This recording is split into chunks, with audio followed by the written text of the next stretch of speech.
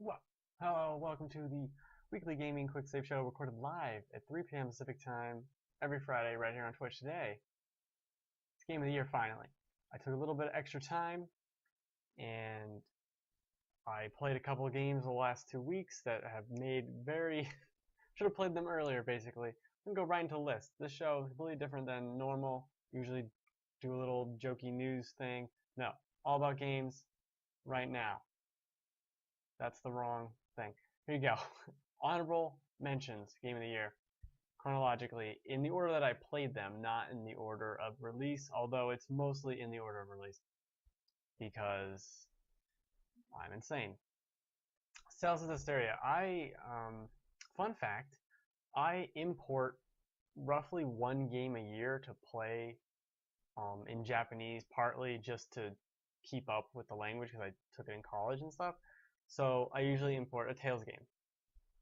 There's typically one every year or so.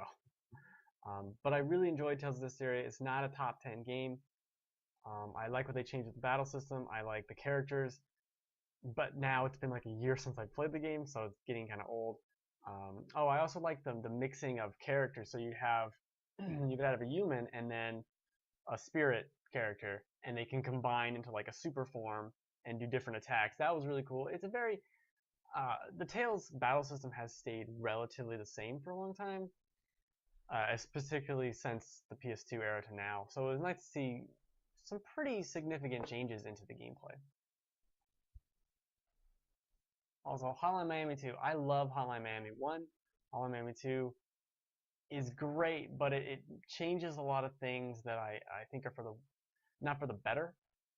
Particularly with the larger map size, it becomes unwieldy to play. A lot of times there's blind corners and all of a sudden you're killed and you don't quite understand why. A lot of the parts that take place in the prison are super obnoxious, and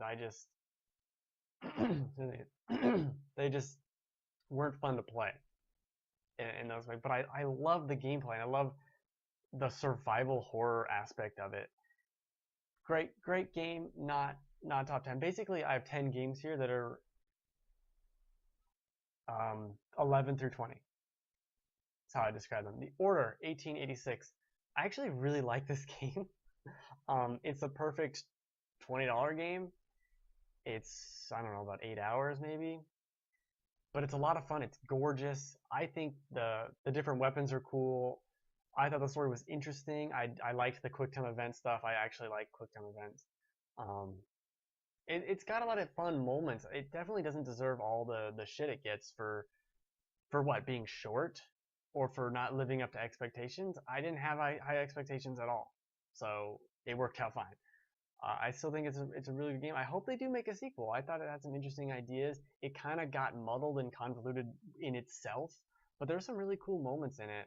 Particularly, I mean, not necessarily towards the end. You go into this like rail yard area. I really like that section. There's a lot of cool stuff. Oh, there's that weapon that like ignites foam. Like you shoot out a bunch of foam and then it just blow it up. It's dumb shit like that. That's a ton of fun. HD. I bought Final Fantasy Type 0 HD for the 15 demo, like I'm sure a lot of people did. And I ended up, well, I was going to play it, Type 0 anyway, but I ended up really enjoying it. You can play as 13 different characters. They all have different fighting styles. You can level them all up independently, all different stats and equipment and all that. And it's fun to just roam around the world. You got 3 party members with you, and then if one of the party members die, you can switch them out to someone else. So you're constantly playing as all 13 of these characters. You'll find the ones you really like, and you'll kind of keep them in your back pocket for later in a mission of like, oh shit, this is a boss. Okay, I'm gonna intentionally kind of kill this character so I can bring in my heavy hitters. And that was very interesting. And it's also got these weird sortie battles that are overhead, and they have like where you can direct troops, and then you're also walking around the overworld fighting with your normal weapons. It's very strange, but I really enjoyed it. I mean, the story is interesting, but it's throwaway. It's presented very well, but it's kind of like, I don't know, they're kids at a school that are fighting a war. I don't know. It doesn't really matter. It does not matter at all. It was a good time. That's what matters. We're all about having good times. Witcher 3. So I wanted to play through Witcher 1, and I never did. I played about the first 10 hours. So I'm like, okay, I'll just play through Witcher 2. And so this last March, or April, sometime, I played Witcher 2. And I played the entirety of Witcher 2, and I loved it. And then, like a week later, Witcher 3 comes out. So then I start playing Witcher 3, and I'm like, I just have had so much Witcher, I cannot take any more already. So after about 30, 40 hours of Witcher 3, I was like, I like this, but it's too much. The game itself is way too big, has too much going on. It's great. It's fantastic. That's a word now. But I had too much Witcher, and I had to just walk away. Plus, other things started coming out, and I just can't deal with this anymore. It's great. Had I not played Witcher 2 like a moron right before it. Witcher 2 is great. You dummy. So I did stop playing Witcher 3 for a couple of games, one of them being Batman. I played Batman on PC, which it ran fine. It wasn't perfect, but it wasn't like an egregious mess like it was for some people. I 100%. I didn't platinum the game or anything, but I did all the Riddler trophies. I did everything in this game, and I think why I liked it so much, not enough to get into the top 10, but I liked it so much because I don't necessarily care about Batman. Like, I like Batman. I think he's really cool, but I'm not like, yeah, Batman. I don't know who would do something weird like that. Also, I never played City. I did. I played Arkham City for about an hour. About a year ago, you know?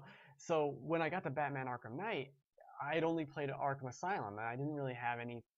I wasn't stale on the formula or the city exploration. It was all new and fresh to me, so I really liked that. I also actually really enjoyed the tanks.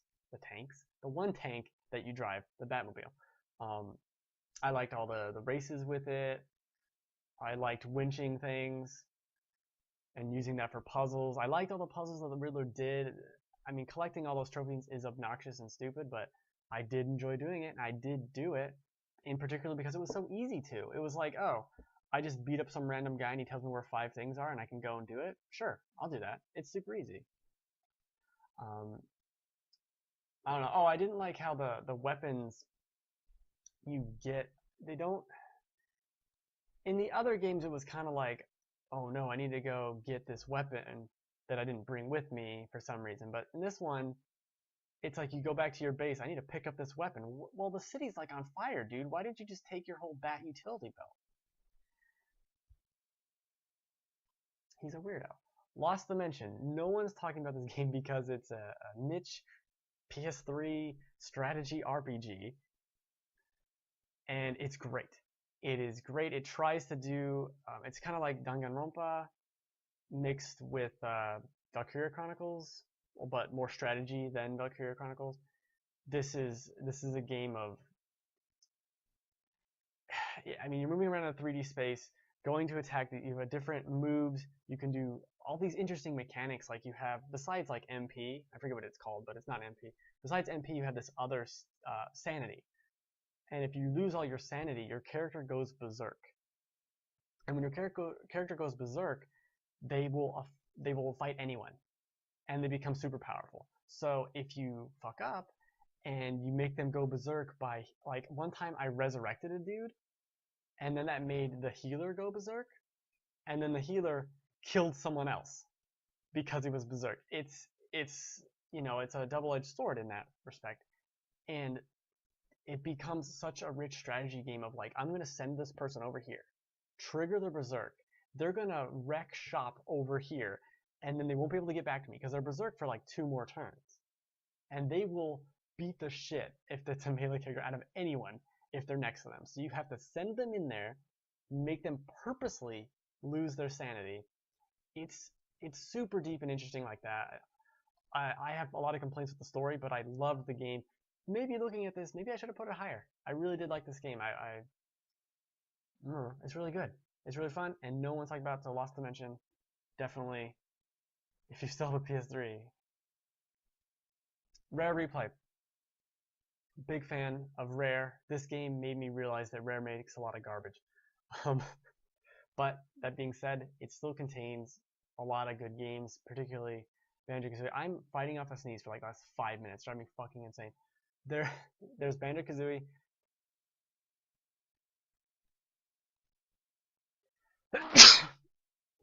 Thank God. That sneeze that could have killed me. Shit.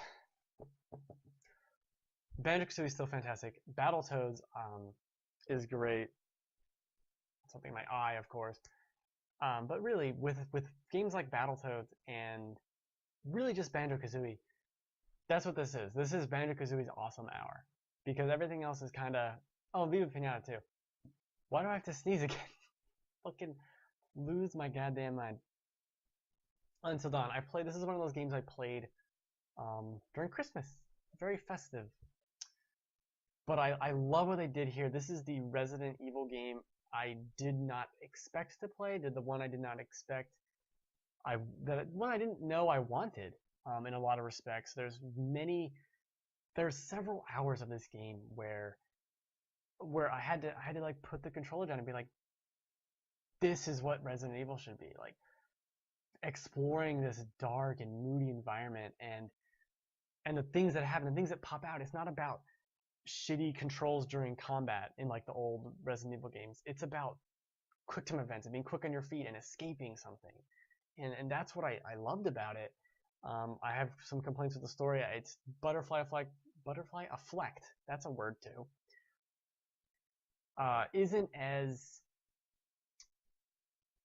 Isn't as diverse as it initially seems. It's really overblown. A lot of the changes aren't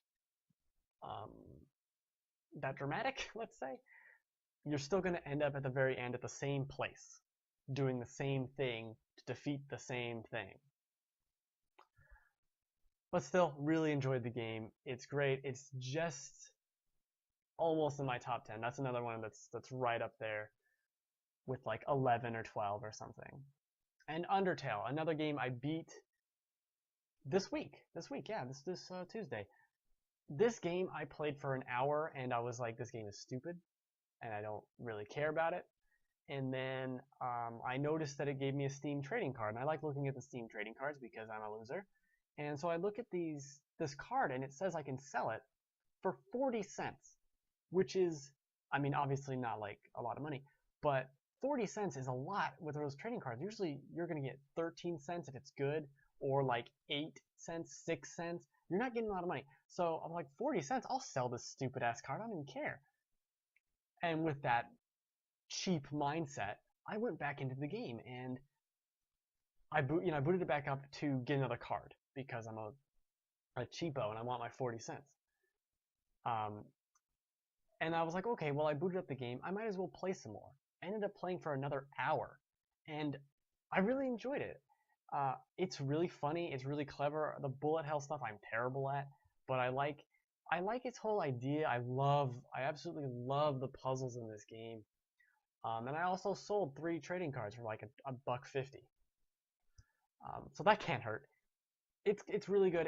I think if I had to look at my list, it's my number 11 game. It's right up there. It was a lot of fun, and it was unique, and I like weird, unique, dumb shit. I also love puzzles, and the puzzles in that game are right up my alley. Hope you can hear the kid playing outside. That's fun. Oh, I should mention how I'll go into that later. Other games I did not play, but I know I would like. The Beginner's Guide, which is by the Stanley Parable guy. Life is Strange, I'm sure I would really like that game. And Dying Light, I'm sure I'd also really like that game. I got to play a demo of it, and I enjoyed it quite a bit. But I didn't play them. Sorry, not sorry. What's over here? If I click on this. Take 1 second, and we're going to start going with the top 10 games of the year.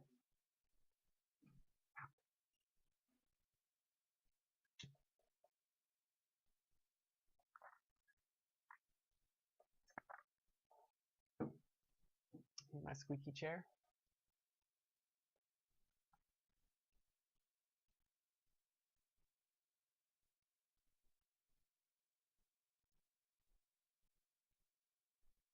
Okay, oh motherfucker. I'm going back to this. You didn't say nothing.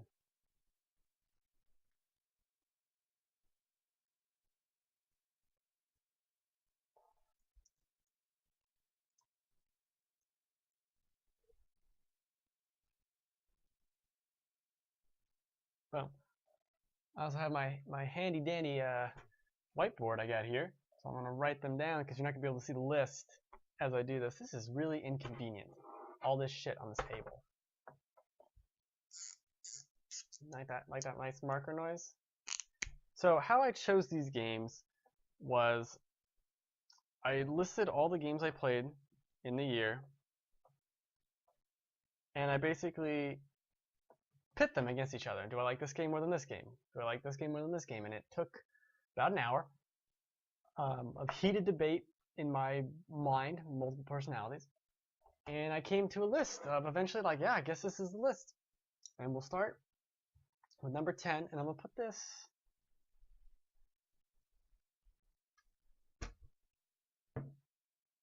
not right there because you can't see it. You can't see me. Look, where'd I go?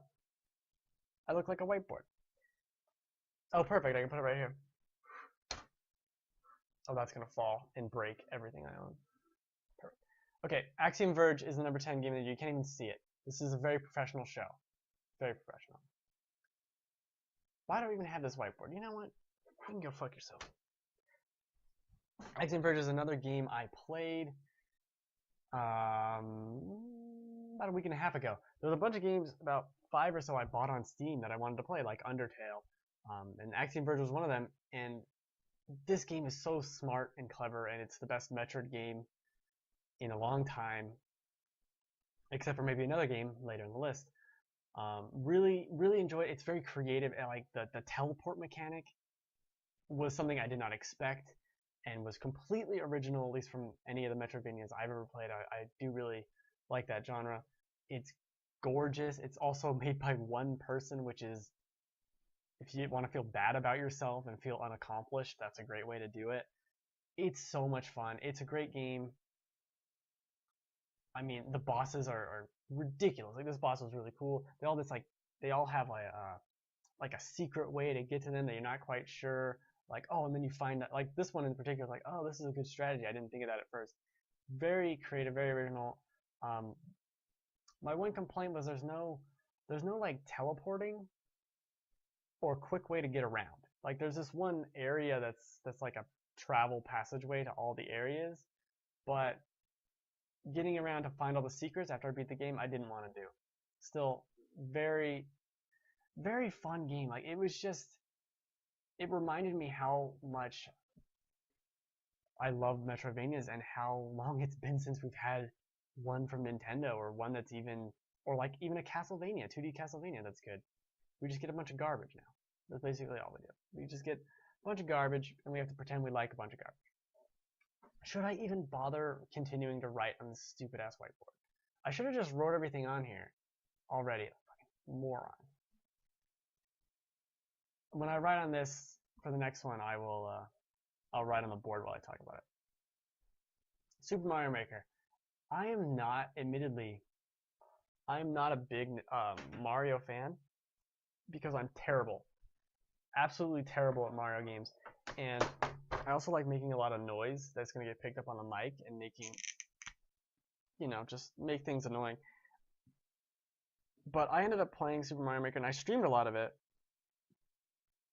And had people, just here's my level, and I'd go and play their goofball ridiculous level. And it's a ton of fun, and I love creating the levels themselves, even though 5 people play them, and I love just going in there and being like, let's see what's up today. Let's play this. Let's play this random thing. Let's play this random thing. And it's so much fun to do. And I don't really like, I'm not a big Mario guy, but I really had a lot of fun with it. And it made me better at Mario. It made me feel like, oh, this is how people who are good at Mario are supposed to feel playing Mario. Like, I always felt confused and stupid in my life, not in Mario, but also in Mario. And this game made me realize, like, oh, okay, you can do this. You can throw the shell and then jump on this thing. And like, the ingenuity that's shown in this community is great. I love it, and I do want to play more of it. It's a never-ending Mario game, which, even if you're not a huge Mario fan, is pretty good. Pretty good. Number 8. I don't even know what number 8 is, but I think I know. Yep. Mother. Fallout 4. God damn it. Google Docs, piece of shit. Fallout 4. Clearly. Oh, you can't see the stuff down there. There's more Fallout shit down there.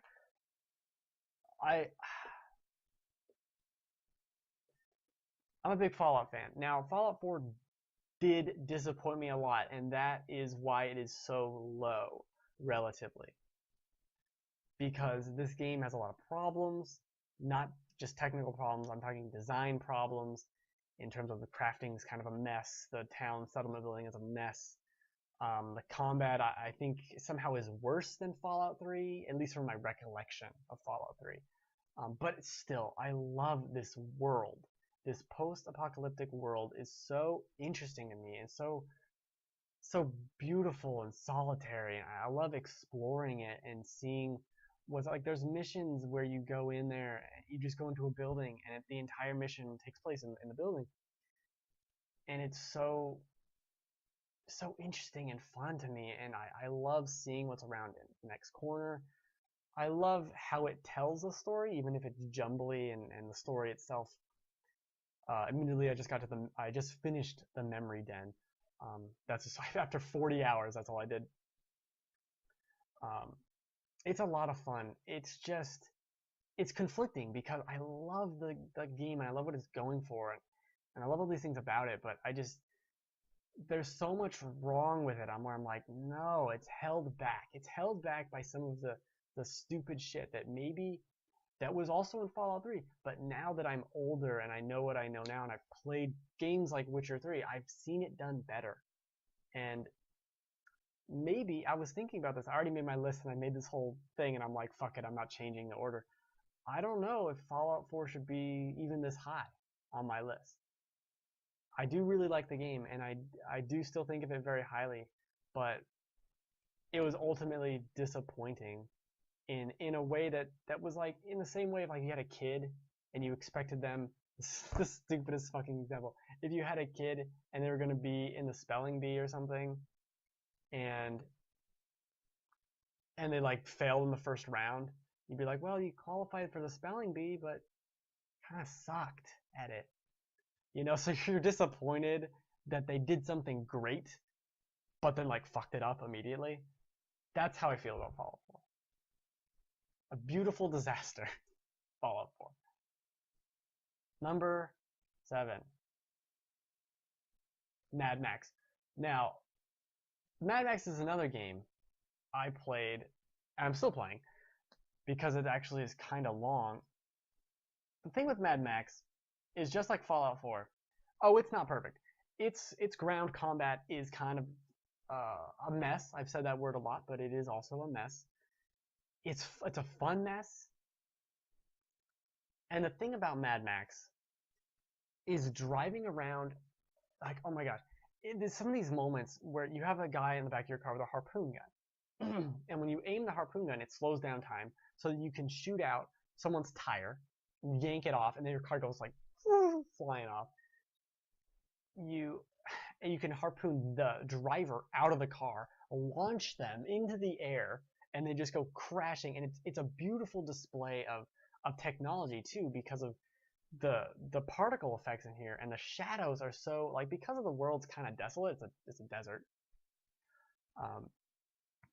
It allows the shadows to go this crazy distance where you're looking off and you could see on the horizon, your shadow is 200 feet long, you know, like, it's this giant thing, and there's things exploding in the background, and there's people driving, you'll see convoys, and they have a set route, and you can see them in the distance just by the smoke that's and the dust, I guess, that's coming up off their tires in this giant cloud.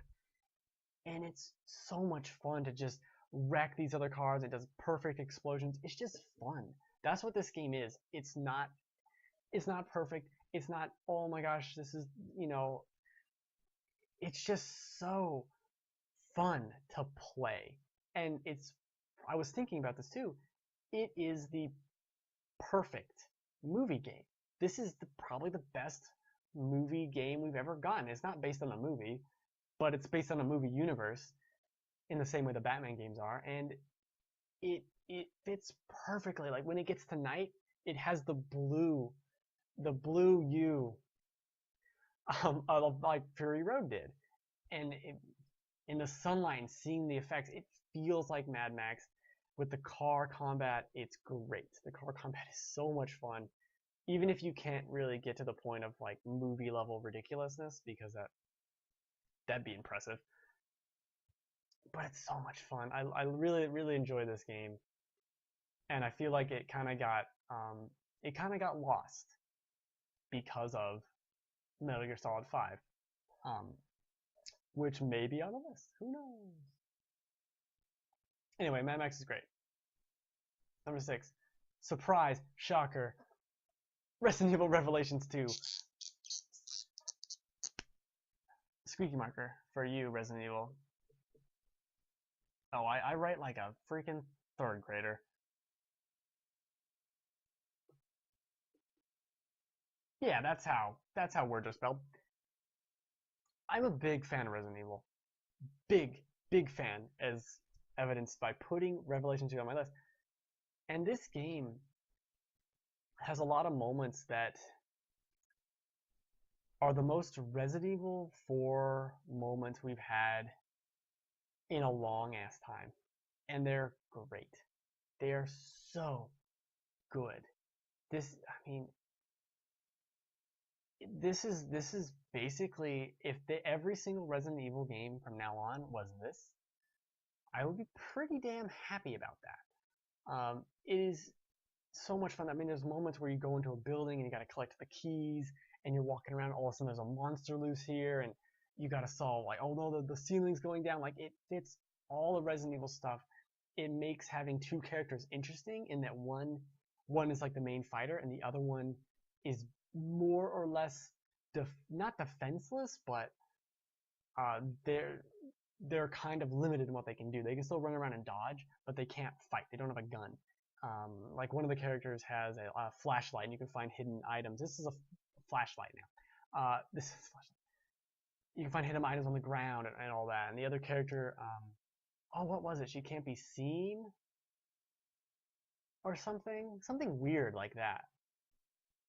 Like if she's not moving, she can't be seen. It was something weird, but it was something interesting. And she's also small. She's like a little kid, and she can fit on these little tables and do all these weird things. And it's just so much. I love Resident Evil, and this game was very much a return to form. It's got the crazy bosses. It's got all those moments where you're in like a mine shaft, and then it's not a mine shaft, it's a mine. And you're fighting dudes, and you're kind of hiding, and you're seeing like, what the hell is that creature? And it's jumping out, there's a chainsaw guy, and it's exactly what I want from Resident Evil. It's not perfect, but it's exactly what I want from Resident Evil. And speaking of Resident Evil, I want them to play Until Dawn. I want them to make Resident Evil into 2 series, basically the RE4 Splinter and the Resident Evil remake Splinter, which it seems like what they're doing. But this game, it's so close to being like it's one of my favorite Resident Evil games, for sure. For damn sure. For damn sure. I didn't even show the pictures. I showed the pictures of Mad Max the whole time because I'm a genius. See, this is Moira. She's a flashlight, not a gun. Thanks for the help. And then it's got these new weird creatures that have like limbs that pop off. That's cool shit. I'm totally down for that. This is another Resident Evil is great. Moving on to number 5, and actually I will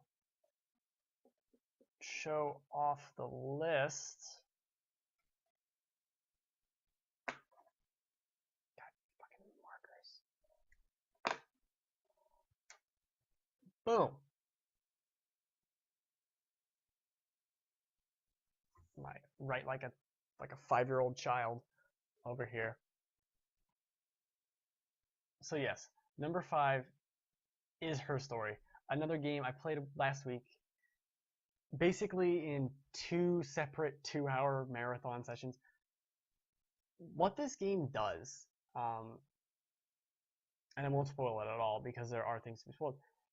What this game does is it made me feel like an investigator in a way that no other game has even gotten close. You are sitting at this computer, listening to what's going on, and you're typing. I got a notebook out so that I could write down words to search for later, and I forgot to get my notebook. But it's just like it's an entire page I have of just words listed down that I'm searching for and keeping. Oh my god! And it's you'll hear something, you're like, okay, I need to write down Doug. Okay, I'm gonna write down Doug, and then later I'm gonna look up Doug, and then something happens. Something happens where I'm watching this, because there are different interviews over time. I'm watching this, and I'm thinking to myself, something's not adding up. And I see it, and I start to realize something, and then I realize, oh shit, that is what that is. So it's like, okay, that's what it is, that's what it is. And then once you learn more about it, it's not even that at all. Like there's a twist to the twist. And then even beyond that, there is a separate like backstory of her life that's just as interesting as the crime that's going on. And the crime, honestly, isn't even what this game is about. It is about her and her story, literally, and seeing like what the hell happened in her life, and how did she get here? How did this crime happen? What's her involvement? All these other people, what? Oh, they went to this place. Okay, I'm gonna look that up. Oh, her parents. Okay, I'm gonna look that up too. And it's like you start to piece this whole puzzle together, and it doesn't have a definitive ending, and it's just this thing that I walk away from going like, that was amazing. That was astonishing. I loved that.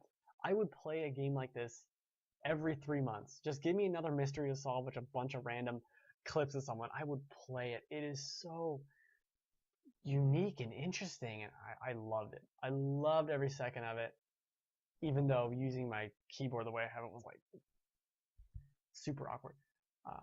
Because my PC is connected to my TV, so I don't even have it like a sane person. But it was so interesting to hear, and it's so well acted too. She really needs a lot of kudos for this. I don't want to spoil anything about it, but it's amazing. I loved it. Loved every second of it. It was so much fun. It was so much fun with pen in hand, being like, ooh, I'm solving a mystery. And the payoff was good. The payoff was good. There's several things that can be spoiled about. There's like 4 or 5 things that can be spoiled about this game. And there's things that happen that I'm watching a scene and I'm like, did that just? And then you go back to another scene, a clip, and you watch it. Holy shit, that's what's happening. How is that? What is that? Oh my god, like it's so freaking good. So freaking good. Loved it. Okay. Squeaky, squeaky, squeaky.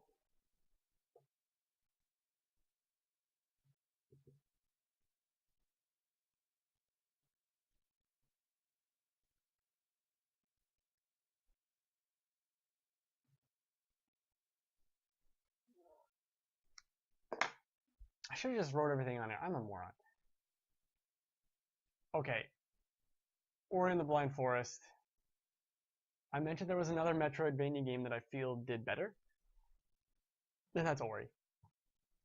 This game, besides being beautiful in like a shocking way, it is mechanically so deep and interesting, and the way it unfurls these new abilities, and it also has a new ability that is completely ridiculous and something I wouldn't have expectations for. Like, really? That's something I get to do? And you get it like halfway through the game.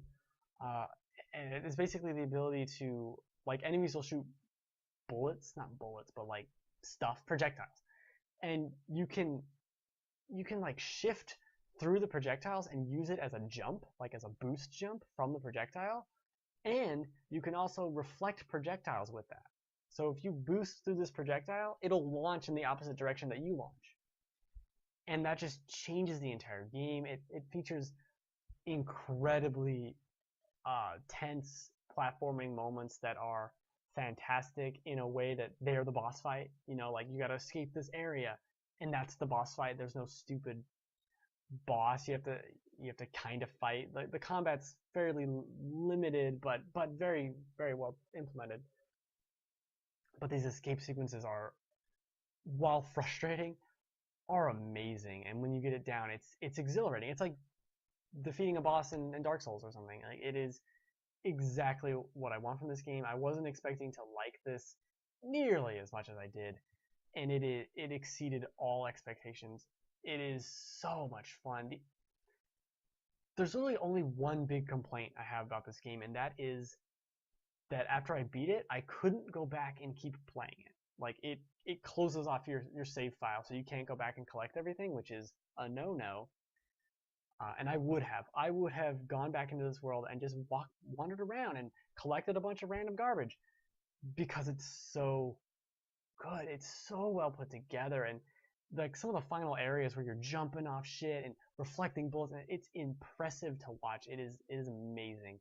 Love this game to pieces. I really did. Can't say enough nice things about it. Very beautiful. Look at that. Look at that. Come on. Come on. Beautiful. Beautiful game. Just phenomenal. That's a word now. I'm making up a lot of words today. Phenomenal is one of them. I'm trying to think. Oh, yeah.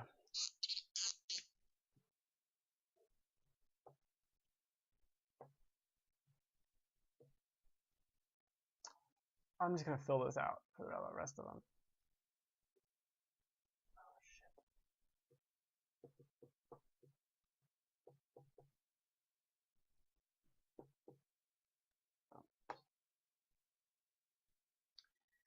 Well, that's all over my finger now.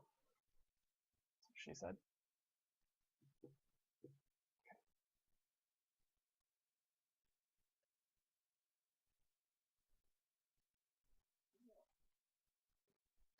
Got black stuff in my finger. I don't know if you can see that. It's coming. Oh, it's coming. Metal Gear Solid 5, or V, or whatever the hell you want to call it, is also one of my most conflicted games of the year. In a way, it's also one of my top 5 disappointing games of the year in terms of a Metal Gear game. This is not the Metal Gear game I was looking for, but overall, after spending like 50, 60 hours with it, it is. In a lot of respects, the story in Chapter 2, I feel, redeems the lull that was 30 hours of Chapter 1. But even beyond that, even ignoring my disappointments with the story and a couple of the missions that are obnoxious, like Metallic Archaea, the mechanics of this game are so well put together, and how it feels to go into this world and just be like, well, I'm wandering around, all right, what's over here? Oh, there's a guy? I'm going to shoot this one guy and see what happens. And then he'll fall asleep and someone will find him, and then they'll call in reinforcements, and then the reinforcements will search. And like, just seeing the AI do shit is almost just as interesting in this game. And even though it's not the Metal Gear game I necessarily wanted in terms of story, it is the Metal Gear game I wanted in terms of stealth. There are some phenomenal moments of stealth, and the addition of the mechanic, which they added in Ground Zeroes, obviously, of like when you're seen, you get like some like bullet time to shoot them. So many great moments with that. I mean, looking back, there are so many moments where I'm like, oh, I remember that time the mission where there were 3 guys going to a meeting, and I was able to get rid of 2 of them in their cars before they even got there. I just jumped out of the bushes and like tranked all 3 of them in the slow motion thing, and that was amazing. Or sneaking on the bridge, that giant bridge you'd know the mission if you played the game. That giant bridge, or sneaking into the place where you get Yui. Phenomenal. Some of the missions at the end, stuff with Quiet. Quiet is such an interesting character. She steals the show in every cutscene she's in, which is why I'm disappointed there are not a lot of cutscenes, because the ones that are in there are so Metal Gear. And maybe I'm one of the few people that loved Metal Gear Solid 4 for the cutscenes, but Metal Gear Solid 3 is my favorite Metal Gear, and this is a continuation of that story. Wink, wink. That's for people who know the spoilers. It's so good, and it's so nice to see just this engine. I feel like if they don't use these stealth mechanics of this engine for anything, it's such a waste. What they have here is gold. It's just pure gold in what's created. Now, I don't agree with how some of the mechanics work out, but going through the world and all the things you can do with them, like the stupid shit, like, oh, if you're in a box, you can run down a hill and slide down the hill in the box. Like, why is that even a thing you can do? Because there's just so many things you can do. And you don't even have to do half of them to play the game or beat the game. But it's so rich and offers so many different, like, being able to see a building and be like, I need to go in that building. Now, do I go here? Or do I enter here? Or do I enter here? Or do I distract? Like, I go and blow up a tank or some shit over here to distract them? What do I do? I don't know. And that's what's so genius about it. And as much as I was disappointed by the story and that it wasn't overall Metal Gear-y enough for me, it was so much fun to play. It really was. I loved it. When it was great, it was so good.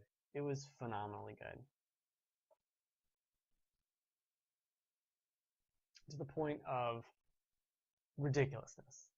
I mean, and like there's other things too. It's like the buddy system, which is something I was media blackout for this game, which I'm glad I did because there's so little story. I would have seen all of it in the freaking trailers. So I didn't even know you could get buddies in the game until like a month before release. I was like, what? That's a thing? That's so cool. I mean, the horse is great. The dog, that's totally not a dog, is great. Quiet's great. It's so much fun. Just go through the world and see what it is. And that's what it is. It's not a Metal Gear game. It's an open world stealth game starring Snake and friends. And the further I get away from it, I'm okay with that. I am 100% okay with that. Not being the Metal Gear game I necessarily wanted, but a very, we're not going to get a better stealth game for years, like mechanically. How could we? An open world stealth game that does all this stuff? No way. No way. I would love that game, so I hope I'm wrong, because I would love that game. But there's no way. There's no way we're getting that quickly. Now my number 2 game is gonna, I don't know, it's not gonna piss anyone off because someone's watching this. But it's definitely not what you expect. Definitely not. Definitely not. Let me get a prop here. Because the number 2 game is Guitar Hero Live. This game and its controller, I love. God, this is dusty. Jesus. This game is so fucking good. Oh my god. And they're kind of crinkly. What I love about Guitar Hero was the progression and getting better, you know, starting on easy when I first started playing Guitar Hero way back in 2007 or something, to when it was medium, and then hard, and then expert. And getting to expert and being on expert from basically Guitar Hero 3 through all the Guitar Heroes, through all of Rock Band. And I always liked Guitar Hero more than Rock Band, but being on expert basically meant I'd buy a new game in this series and I'd have a good time, for sure.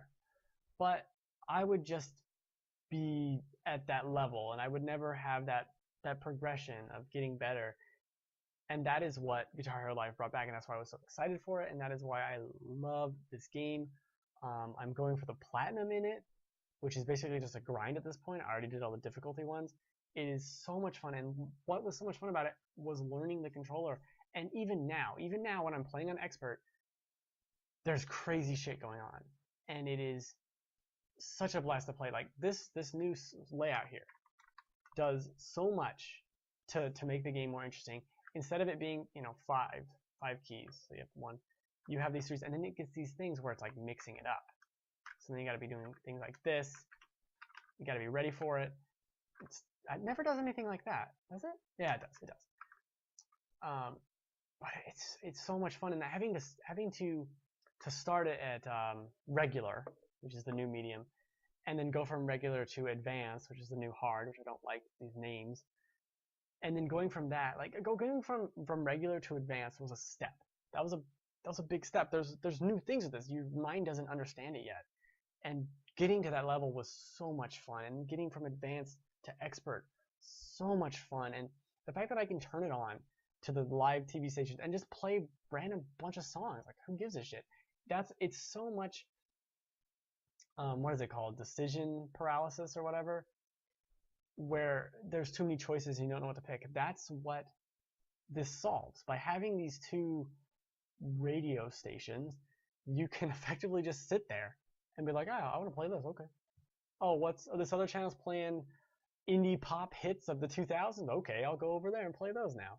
Like, it's so much fun. I love every second of it. It's just exactly what I wanted from a Guitar Hero game.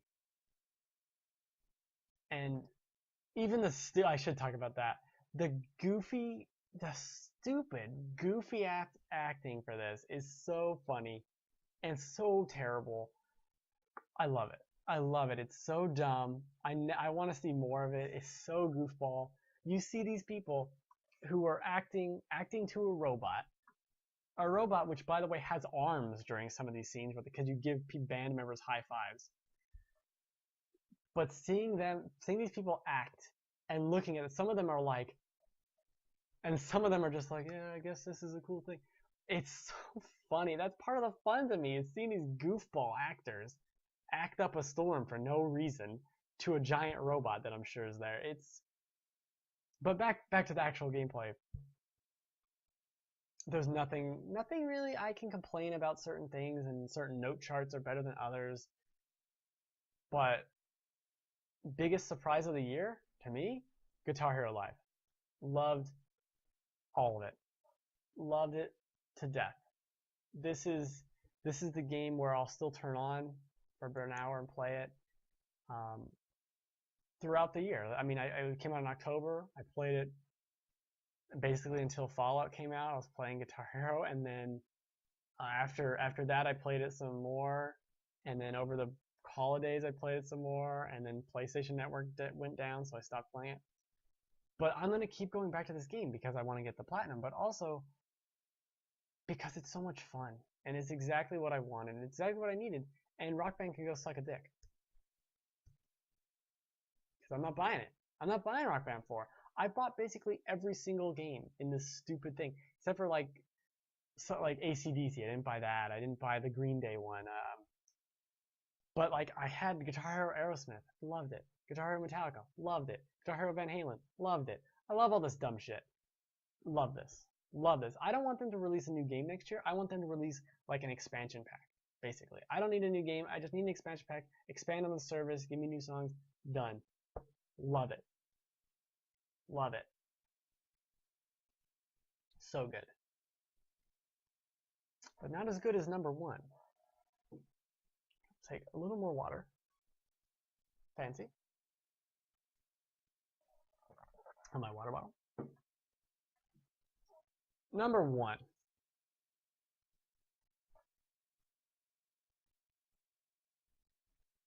Can you guess it from that picture? It's Bloodborne. I love Souls. I love Demon Souls, Dark Souls. Dark Souls 2 is the weakest one. Doesn't matter.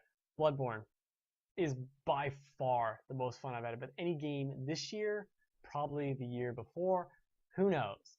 It's so good. It is the perfect change of the formula from Dark Souls to this.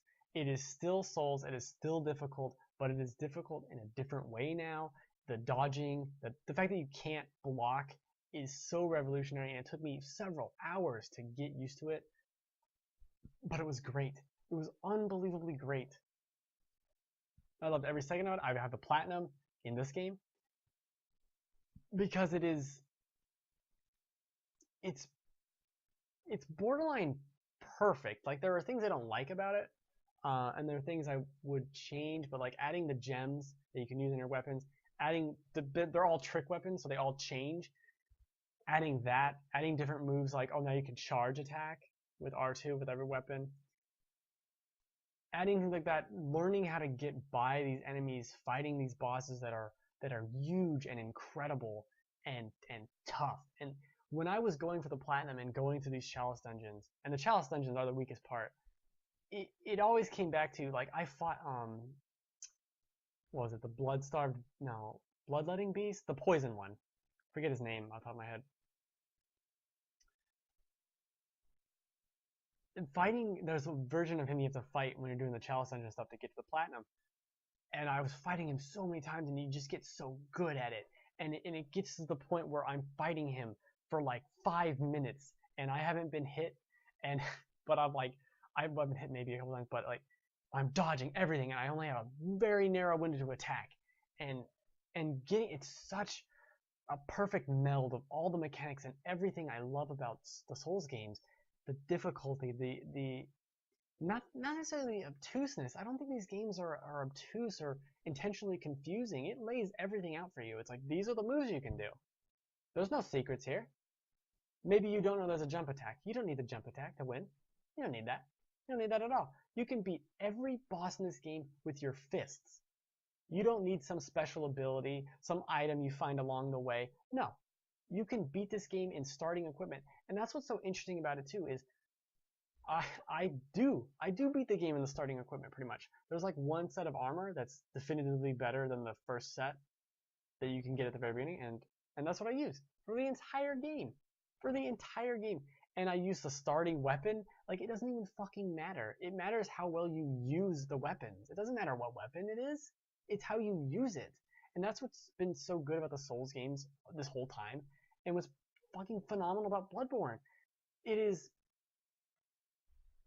I mean, it's why I bought a PS4, and buying a PS4 for one game is stupid unless that game is Bloodborne and you're me, because this game is amazing. I went back for the DLC. The DLC is, I have complaints with it, but none of them have complaints with gameplay. It's phenomenal. It's breathtaking. It's the game where I beat it, did the platinum, I did New Game Plus, I started a new character for the DLC, I started going through the game again on New Game Plus Plus, and it's just so much fucking fun. If there was no other games that came out this year and it was just Bloodborne, I would still be playing it. I would have hundreds and hundreds of hours in this game instead of just 100, which is kind of crazy. You could do everything in this game, platinum it, do everything in the DLC in like 80 hours. It's not that difficult. And it's actually the easiest of the Souls games. Easiest-ish. Parts are a lot easier. I think its difficulty curve is harder, and then it gets kind of even out to all the Souls games kind of do that, but this one in particular, once you get past Vicar Amelia, is more of a straight shot to the end, as opposed to the other games are kind of a longer crawl, and then it's a easier train ride. But I love this game. This game is about as perfect as you can get. I feel about this game how I feel about Resident Evil 4, which is, top 5 games of all time. Perfect game. Perfect game. I played it for Extra Life for 24 hours, and I loved every second of it, and I can say the same thing about Bloodborne. There is so little wrong with this that picking faults in this game is like getting like a giant ass diamond and being like, well, it could be a little bigger. Like, who gives a fuck? It's this giant $1 million diamond. Just shut the fuck up about it. It's amazing. It's amazing. And here's my goofy list in full. You see it? Axiom Verge, Super Mario Maker, Fallout 4, Mad Max, Resident Evil Revelations 2, Her Story, Ori and the Blind Forest, Metal Gear Solid 5, Guitar Hero Live, and Bloodborne. Phenomenal games, all. Bloodborne. Game of the century. Game of the PS4. That's what I'll call it. That is not the right thing. Game of the PS4. For damn sure. And that's been the Game of the Year show. I do this every Friday at 3 p.m. Pacific time on Twitch, twitch.tv/BenReacts, which is an ironic name. Long story. That's it. If anyone watches this, tell me how much you disagree with my stupid ass choices. I wonder how many people are going to be mad about Mad Max, or about Resident Evil Revelations 2, or about Her Story, or about Guitar Hero Live. I imagine if anyone's upset about anything, it's Guitar Hero Live. You can go fuck yourself, because that game's amazing. And you're wrong. Your opinion's wrong. I deem it wrong. Okay, you can have your opinion back. I'm stupid, but